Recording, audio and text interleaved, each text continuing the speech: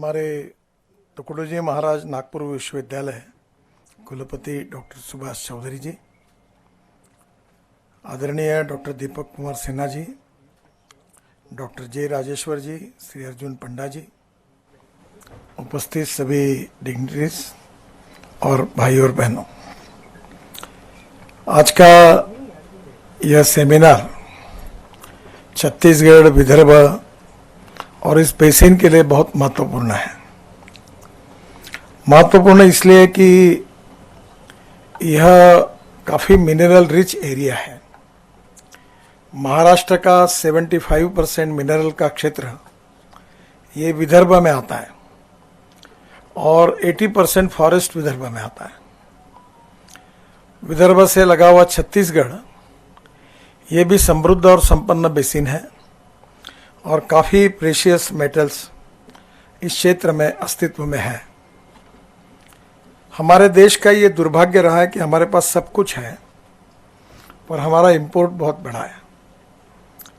हम लोग सब जिंक हो, कॉपर हो, कोयला हो, हमारे देश में होने के बाद भी हम इंपोर्ट करते हैं और इसलिए आत्मनिर्भर भारत बनाने में हमें जब तक मिनरल्स के ऊपर भी हमारी आत्मनिर्भरता जो है वो अगर मजबूत होगी तो देश के विकास के लिए बहुत बड़ा योगदान होगा। स्वाभाविक रूप से पावर सेक्टर जो है, क्योंकि water, power, transport and communication, ये चार बातें जहां उपलब्ध होगी वहीं इंडस्ट्री और एग्रीकल्चर में प्रोग्रेस होगा। Water, power, transport and communication नहीं होगा तो इंडस्ट्री नहीं आएगी। इंडस्ट्री नहीं आएगी तो कैपिटल इन्वेस्टमेंट नहीं आएगी। इंडस्ट्री और कैपिटल इन्वेस्टमेंट नहीं आएगी तो एम्प्लॉयमेंट पोटेंशियल नहीं होगा और एम्प्लॉयमेंट पोटेंशियल खड़ा नहीं हुआ तो गरीबी कभी दूर नहीं हो सकती। मुझे इसी सप्ताह में आदरणीय राष्ट्रपति जी को उनके ऑनर में जब वो शपथ लेती है तो प्रोटोकॉल के हिसाब से सभी मंत्रियों को उनको मिलना है, तो उसी के अनुसार मैं एक 2-3 दिन पहले उनके पास मिलने के लिए गया था और करीब 10 मिनट का टाइम था पर मैं पौन घंटा उनसे बात करते रहा, मैं और मेरे राज्य मंत्री डॉक्टर जनरल वी.के. सिंह। बात यही चल रही थी कि जहाँ फॉरेस्ट है वहाँ मिनरल्स है और जहाँ मिनरल फॉरेस्ट है वहाँ आदिवासी है और इसलिए आदिवासियों के जीवन में जो सामाजिक आर्थिक परिवर्तन होना चाहिए वो नहीं हुआ है। इसका कारण जो नीतियाँ हमने बनाई है वो स्वाभाविक रूप से इकोलॉजी एंड इन्वायरमेंट को प्रोटेक्ट करने वाली और रहनी भी चाहिए, क्योंकि ethics, economy, ecology and environment ये 3 इम्पॉर्टेंट पिलर हमारे लिए है। पर इन्वायरमेंट और इकोलॉजी एंड इन्वायरमेंट में भी उसको प्रोटेक्ट करते समय हमें वहाँ के लोग जो रहते हैं उनके जीवन को भी सोचना होगा। मैं एक छोटा सा उदाहरण बताता हूँ कि हमारे गढ़चिरौली डिस्ट्रिक्ट में सुरजागढ़ में आयरन ओर है। जब जमशेदजी टाटा पहली बार आए थे तो वो सुरजागढ़ गए थे और टाटा नगर के बजाय सुरजागढ़ में उन्होंने प्लांट डालने के बारे में तय किया था, पर फॉरेस्ट के कारण फिर वो यहाँ संभव नहीं हो पाया।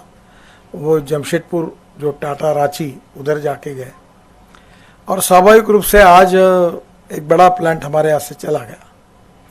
वहाँ नक्सलिज्म बढ़ गया और नक्सलिज्म के अनेक कारण है पर एक सोशियो इकोनॉमिक प्रॉब्लम भी है और इसलिए अब वहाँ उत्खनन शुरू हुआ आयरन ओर का। तो जिनको काम मिला है उनको मैंने बुलाकर उनको 2-3 बातें आग्रह से कही कि आप यहाँ पॉलिटेक्निक कॉलेज खोलो, इंजीनियरिंग कॉलेज खोलो, ITI खोलो, स्किल डेवलपमेंट खोलो और ड्राइविंग ट्रेनिंग स्कूल खोलो और यहाँ जो भी लड़के आपके काम में लगेंगे वो 90% गढ़चिरौली डिस्ट्रिक्ट के ही होने चाहिए। यहाँ के आदिवासी लड़कों को प्राधान्य दो और बाहर से लड़के आएंगे तो याद रखो आपका प्रोजेक्ट बंद कर देंगे। और उन्होंने ऐसे ही किया। अब करीब 3,500 लड़कों को उन्होंने काम दिया है। आयरन ओर सबसे अच्छे क्वालिटी का है, पर पहला परिणाम हुआ कि नक्सलिज्म में जो लोग गए थे वो वापस आ गए, वो भी वहाँ सर्विस करने लगे और अब बड़े प्रमाण पर प्रॉब्लम सॉल्व हुआ। तो स्वाभाविक रूप से no philosophy can be taught to empty stomach और इसलिए जहाँ जहाँ ये मिनरल्स है उसका वैल्यूएशन होना चाहिए और वैल्यूएशन करने में रिसर्च ऑर्गेनाइजेशन के साथ यूनिवर्सिटी का बहुत बड़ा योगदान है। पर आपस में प्रधानमंत्री जी भी कहते हैं कि हम सब लोग साइलों में सोचते हैं, एक दूसरे से बात भी नहीं करते, बात करते हैं तो कागज पर करते हैं, और ये एक बहुत बड़ी समस्या है। अब हमारे यहाँ ये कोल बेल्ट है और आप इतने मिनरल निकालने वाले हो तो आपको अमोनियम नाइट्रेट लगेगा। अब अमोनियम नाइट्रेट की हालत ऐसी है कि हमारे देश में 80 लाख टन अमोनियम नाइट्रेट लगता है, जिसमें से हमारी कैपेसिटी जो है केवल 25 से 30 लाख टन की थी, बाकी इंपोर्ट करना पड़ता है, उसके भाव आसमान पर चले गए। अब स्वाभाविक रूप से कोल गैसिफिकेशन से मिथेनॉल निकालकर, मिथेनॉल से यूरिया भी निकल सकता है और अमोनियम नाइट्रेट भी निकल सकता है और डीएमई निकल सकता है, जो हमारे एलपीजी में 20% ऑलरेडी डालने की परमिशन है। हमारे यहाँ वेस्टर्न कोल फील्ड है, पर नागपुर यूनिवर्सिटी के जियोलॉजी डिपार्टमेंट का WCL से कोई संबंध नहीं और WCL का इनके साथ कोई संबंध नहीं। अब कोल से अमोनियम नाइट्रेट बन सकता है जो इंपोर्ट सब्स्टिट्यूट है, उसका रिसर्च अगर नागपुर यूनिवर्सिटी करेगी कोल गैसिफिकेशन पर, तो WCL और यूनिवर्सिटी मिलकर बहुत बड़ा काम हो सकता है जो इकोनॉमी के लिए उपयोगी है। और अभी कोल माइन ने जो लो क्वालिटी कोल के ब्लॉक निकाले हैं जो CBM के लिए रखे हुए हैं, पर इसमें बीच में कोऑर्डिनेशन नहीं है, और इसलिए जब कोई आपको मिनरल मिलता है, अब मुझे मालूम तो नहीं, पर एक पीढ़ी को अगर मिलता होगा तो जब निकलता तो दूसरी पीढ़ी आती है। ये जो डिले है, ये जो काम करने की पद्धति है, ये देश के लिए बहुत घातक है। मैं अक्सर लोगों को कहता हूँ सरकार में कि I like people who can get the things done. ये कागज पे लिखते हैं और कागज पर रिसर्च रख के सेफ डिपॉजिट वॉल में सील लगा के बंद करते हैं। इन्हें लोगों को देने के लिए क्या मालूम है कॉन्फिडेंशियल है, तो पूरा सील लगा के किसी को जानकारी नहीं देना, वेबसाइट पे नहीं डालना, इट्स ए कॉन्फिडेंशियल। मैंने एक बार DRDO में पूछा भाई तुम्हारे, अभी प्रधानमंत्री ने और हमने सब ओपन कर दिया कि let us open your technology to the society, और उनको बोलो कि तुम करो काम, मैं करूंगा नहीं, तुम्हें करने दूंगा नहीं और तुम्हें बताऊंगा भी नहीं, और कोई बताएगा तो कार्रवाई करूंगा। इसी टाइप का एटमॉस्फेयर में how we can develop, somewhere we need to have a positive attitude with for the development, और उसमें coordination, cooperation and communication between the stake holder is very important. और ये जो आप कुछ कर रहे हैं इसको आप और लॉन्ग टर्म पर complete up to the last point, जैसे हमारे यहाँ वो लास्ट माइल कनेक्टिविटी होती है, वैसे आपकी लास्ट माइल कनेक्टिविटी तक आप प्लान बनाइए। आपका प्लान रिसर्च तक ही है, पर वो इकोनॉमी के लिए वायबल है कि नहीं, क्योंकि proven technology, economic viability, availability of raw material and marketability, चारों बातें जब जुड़ेगी तो सक्सेस स्टोरी बनेगी। और इसलिए आपको सक्सेस स्टोरी तक जो भी एंटरप्रेन्योर है उसको मदद करने का काम जब करेंगे तो मिनरल प्रोडक्शन बढ़ेगा। आज काफ़ी अच्छा विकास हुआ है, काफ़ी रिसर्च ऑर्गेनाइजेशन है, और naturally university, IITs, research institute, इनका भी कंट्रीब्यूशन बहुत ज़्यादा है। अभी हमारे यहाँ इलेक्ट्रिक व्हीकल के लिए मैं बहुत पीछे पड़ा हूँ, और विशेष रूप से मैं डॉक्टर चौधरी जी को रिक्वेस्ट करूँगा कि अभी इतना अच्छा हुआ है कि लिथियम आयन बैटरी पर, कल ही मैंने पार्लियामेंट में जवाब दिया, तो electric bus, electric scooter, electric auto rickshaw, electric two wheeler इतना राइज है कि अब कल ये मुझे जयराम रमेश करके सांसद है, वो बोले नितिन जी मुझे इलेक्ट्रिक कार चाहिए पर मिल नहीं रही टाटा की, क्योंकि 1 साल की वेटिंग लिस्ट है। मैंने तुरंत फ़ोन किया और उनको कार मिला के दी। अब मेरी इलेक्ट्रिक कार है, अब मैं धीरे धीरे सब सांसदों को कहता हूँ सरकार को भी इलेक्ट्रिक कार लाओ। अभी हमने फ्लेक्स इंजन लाया और पेट्रोल के बराबर इथेनॉल की कैलोरिक वैल्यू भी कर दी है। इथेनॉल 62 रुपये और पेट्रोल तो बहुत महंगा है, इंपोर्ट होता है। तो धीरे धीरे लिथियम आयन बैटरी में जो केमिस्ट्री थी उसमें zinc ion, aluminium ion, sodium ion सब हो गया। अब इंडियन ऑयल ने रिसर्च लेबोरेटरी ने, मैं वहाँ गया था, उन्होंने एल्यूमिनियम एयर टेक्नोलॉजी लाई है, वो बहुत चीप है।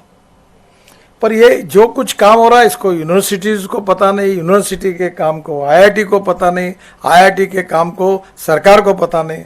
तो ये कहीं ना कहीं हम लोग मिलकर एक दूसरे को, अभी बीच में मैंने इसरो और ARI का कोऑर्डिनेशन कर दिया। मैं एक बार जब प्लेन में जा रहा था तब जेट एयरवेज था, तो सहज उनका मासिक पढ़ते हुए मुझे पता चला कि सैटेलाइट में लिथियम आयन बैटरी बनाई है हमारे इसरो ने और सैटेलाइट में लगाई है।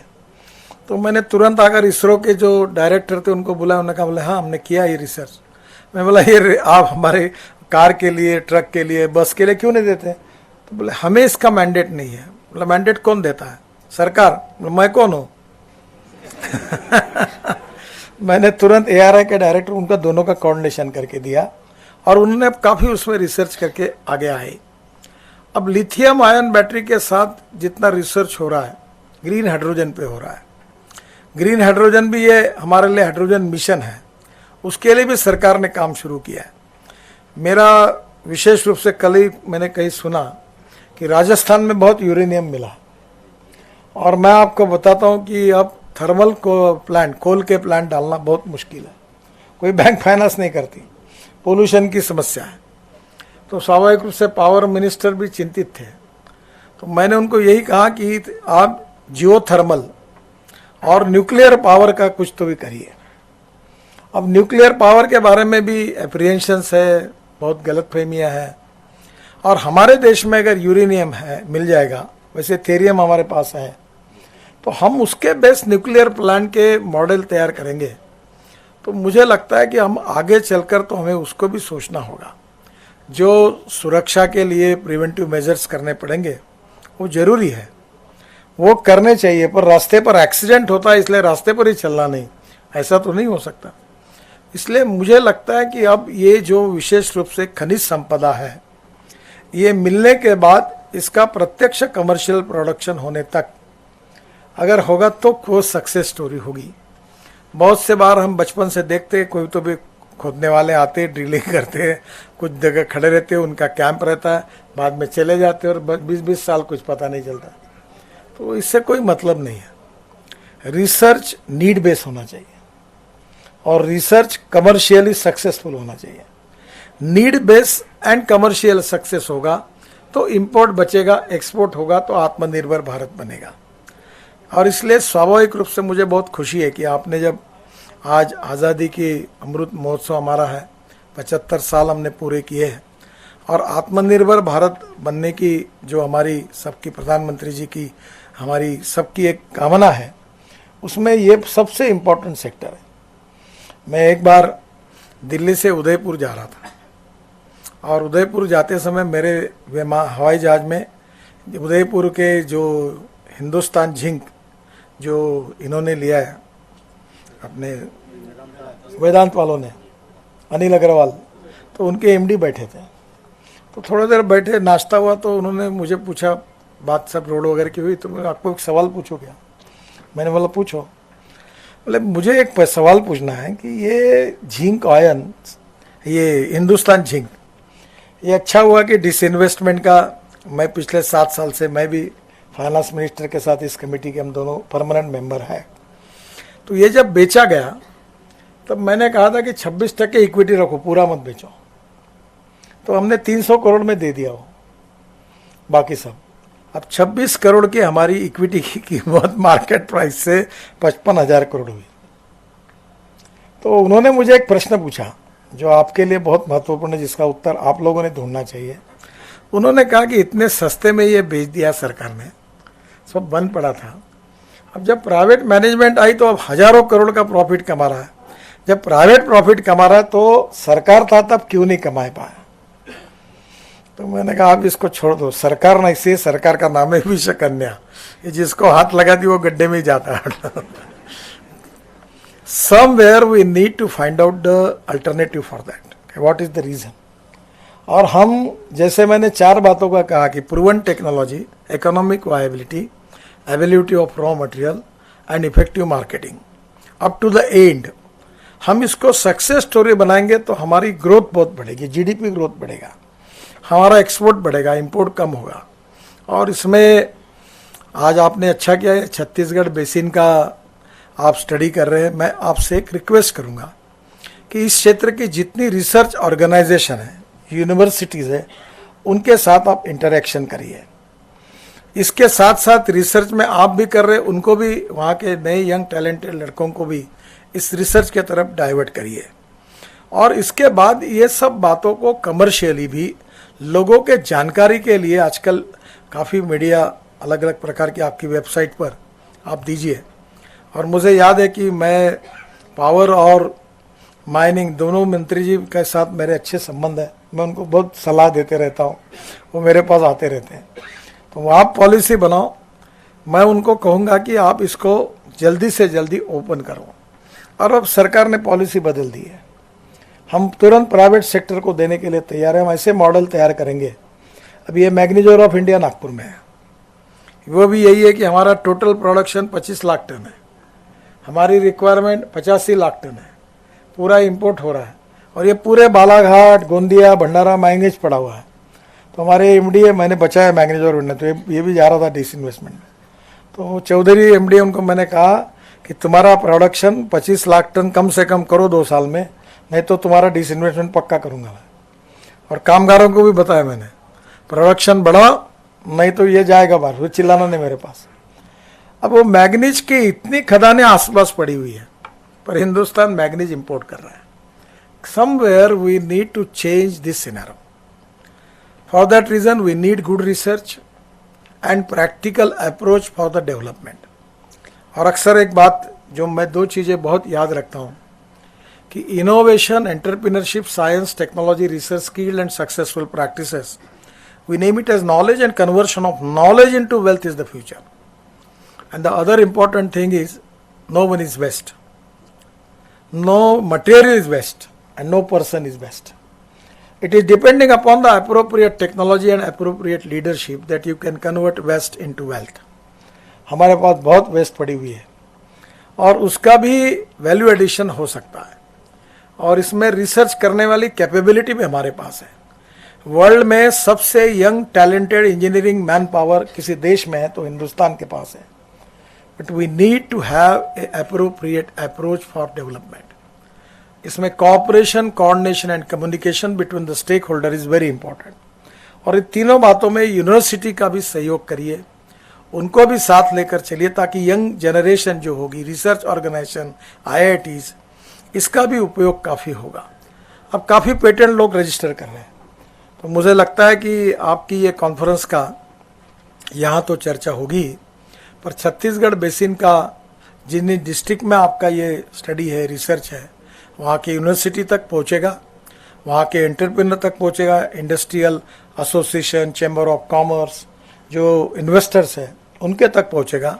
और उसके कारण इसका वैल्यू एडिशन होगा, एक्सपोर्ट होगा, इंपोर्ट कम होगा, रोजगार मिलेगा, ग्रोथ रेट बढ़ेगा, और वहाँ के स्थानिक लोगों को रोजगार मिलेगा जो सोशली, इकोनॉमिकली, एजुकेशनली बैकवर्ड है। इसमें अड़चने हैं, कभी कभी eccentric approach for ecology and environment, ये भी प्रॉब्लमेटिक होता है। पर अब बैठे हैं हम लोग, हम दिल्ली में काफ़ी बातों के बारे में, नया बिल भी आने वाला है अभी, कि हमें इकोलॉजी एंड इन्वायरमेंट भी चाहिए और डेवलपमेंट भी चाहिए। हम इकोलॉजी एंड इन्वायरमेंट चाहिए इसलिए डेवलपमेंट बंद करो, ऐसा भी नहीं, और डेवलपमेंट करना है इसलिए पूरे पेड़ तोड़ डालो, ऐसा भी नहीं। We need a integrated, very very balance approach for the development, क्योंकि दोनों बातें इंपॉर्टेंट हैं। और निश्चित रूप से सरकार ने अपने नीतियों को भी बनाते समय इन बातों का विचार किया है।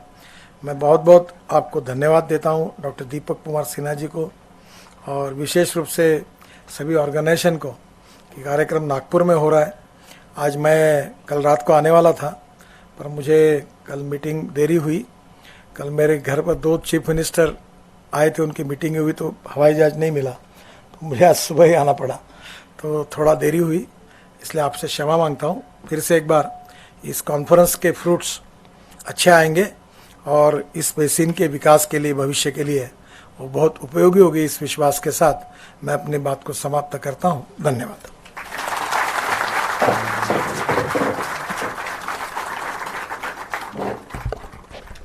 Thank you, sir. Sir, your advice is common to us. Following your lecture, I would like to quote Tagore, "Dibe ar nibe